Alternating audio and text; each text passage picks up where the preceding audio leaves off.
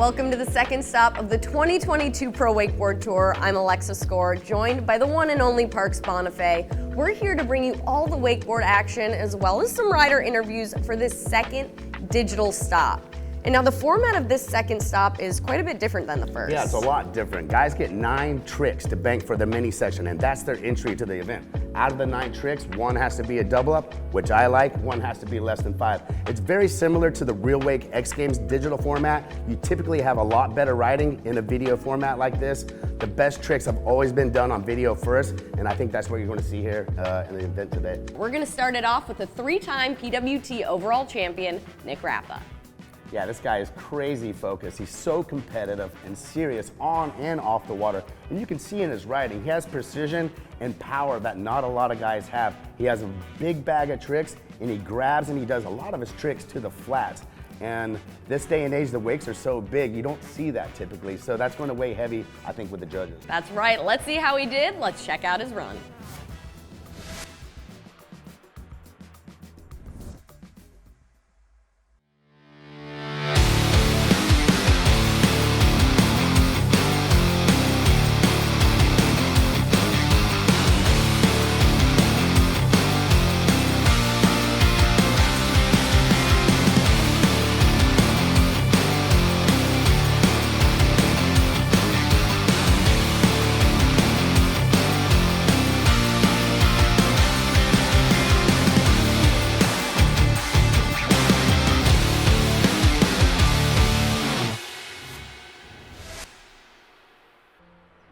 All right, that was epic, and we've got the man, 3-time Pro Wakeboard Tour overall champion, Nic Rapa, in the studio. Thank you, it's awesome to be here. Yeah, absolutely.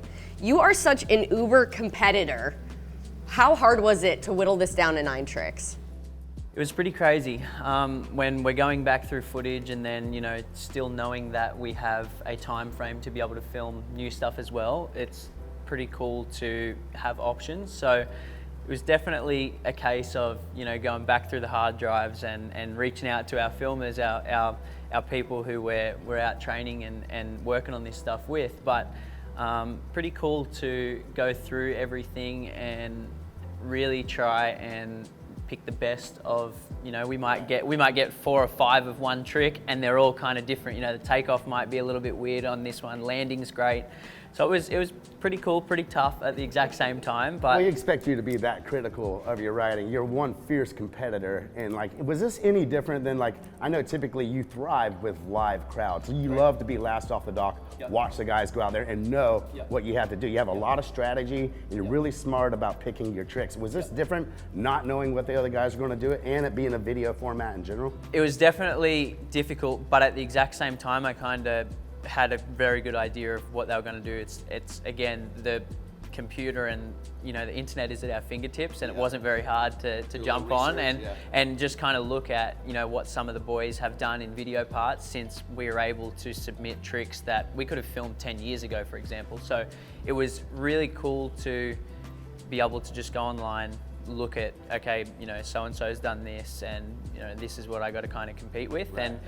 That gave me a pretty good idea of what I thought I needed to do, and then it was just a case of pulling up the footage and trying to stitch it all together. Well, you're probably always wanting to improve your run. If you had to be honest with us and the people at home, what trick would change out if you had to redo this? Like, there has to be a floor of, like, what was the weak link? It was hard to find one, but what was the weak link within your run? Yeah, so I think probably the most simple trick was probably the mute mob to the flats, which I still haven't, super cool, absolutely huge. So dope, yeah. Haven't seen anyone, I think that's a pretty old school trick. I've seen a lot of old school riders with the small wakes and stuff back in the day, but, you know, with our wakes being pretty much over the knee high right now and things like that, I've never really seen anyone do that to the flat. So that's me kind of doing my little thing, but I definitely say it wasn't necessarily what I wanted, and push came to shove, and that's kind of what got put in there. So I think it's still really good composition for my run. There's not many riders that are doing stuff to the flats, and there's